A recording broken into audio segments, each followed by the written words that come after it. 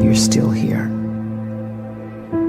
And you get another chance this day to do better and be better.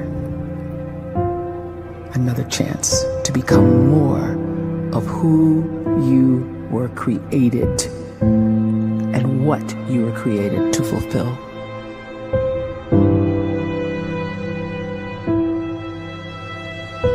Everyone in the world is capable of living outside the role or beyond the roles that they place themselves in, no matter what it is. You're not just a dad, you're not just a banker, you're not just a brother or a son or a convict. It doesn't matter. Like, everyone is bigger, much bigger, infinitely bigger than the roles they place themselves in, and is capable of reaching potential greater than anything they could imagine.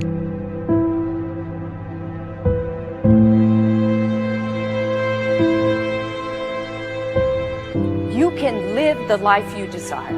It's right there in front of you. But in order to achieve it, you must first see it, then believe it, and then you must graciously ask and train your brain to help you execute your vision.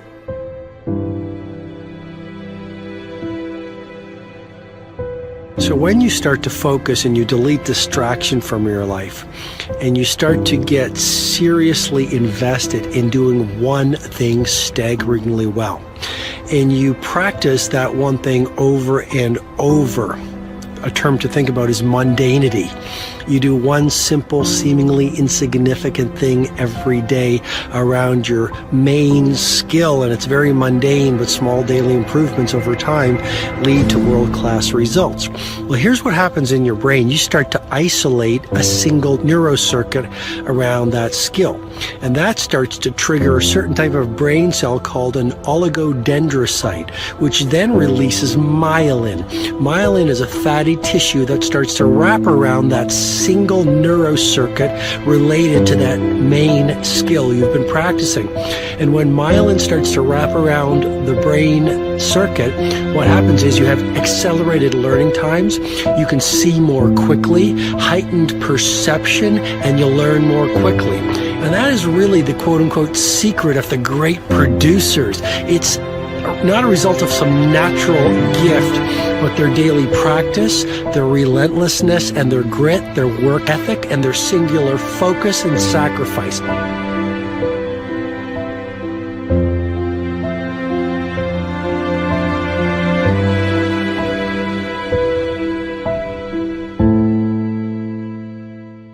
A great life is built not by revolution. A great life is built by evolution. Small and steady wins the race.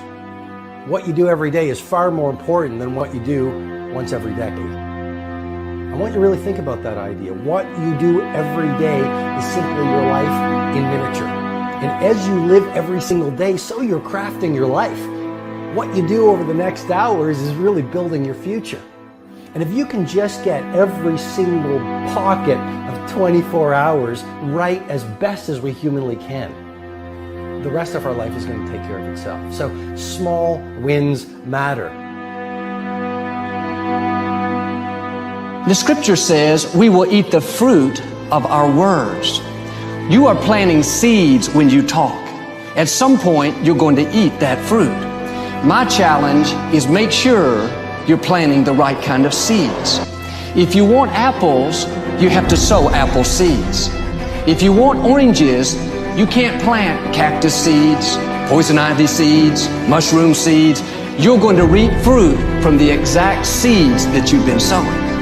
In other words, you can't talk negative and expect to live a positive life. You can't talk defeat and expect to have victory. You can't talk lack, not enough, can't afford it, never get ahead, and expect to have abundance. If you have a poor mouth, you're going to have a poor life. If you don't like what you're seeing, start sowing some different seeds.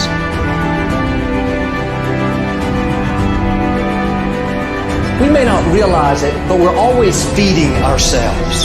What we watch, listen to, the people we're around, the thoughts we're dwelling on, that's feeding our inner man.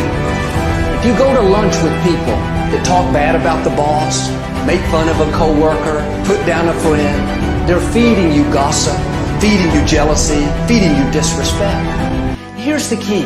Whatever you feed is going to grow. You may not like what they're feeding you. You're a nice person. But if you continue to hang around them, before long, you'll be gossiping. You'll be critical. You'll be disrespectful. Why? Because you kept feeding the wrong things. If you're always feeding negative thoughts, thinking, I'll never get well, I'll never meet the right person, you're feeding doubt, feeding mediocrity, feeding fear. If you know exactly what you want to be, you need to spend as much time with people that are actually that already.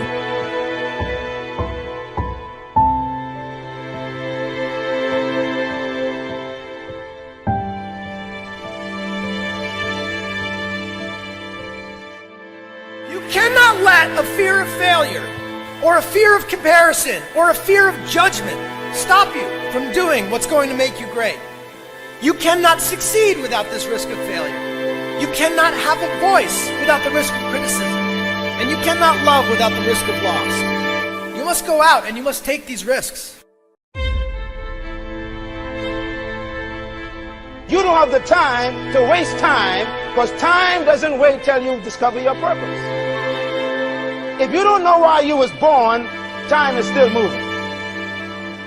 And if you discover your purpose at 90 years old, it's too late.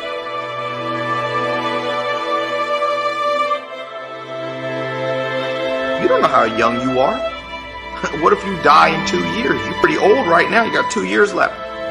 And if you're 50 years old and you're feeling discouraged, well, remember the advice about planting a tree. When's the best time to plant a tree?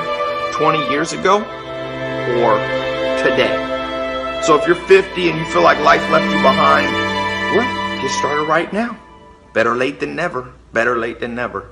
Don't think about time and age so much. It gets people distracted. When the whole world's distracted, you be focused.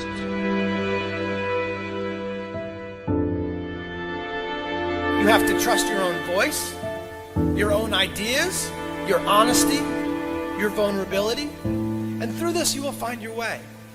You do not have to be fearless. Just don't let fear stop you. Live like this as best you can, and I guarantee you will look back on a life well lived. You are capable of greatness in your profession, and more importantly, in your quality of self. Stay hungry. Stay young at heart. Take those risks. You are going to change the world around you in big ways and in small.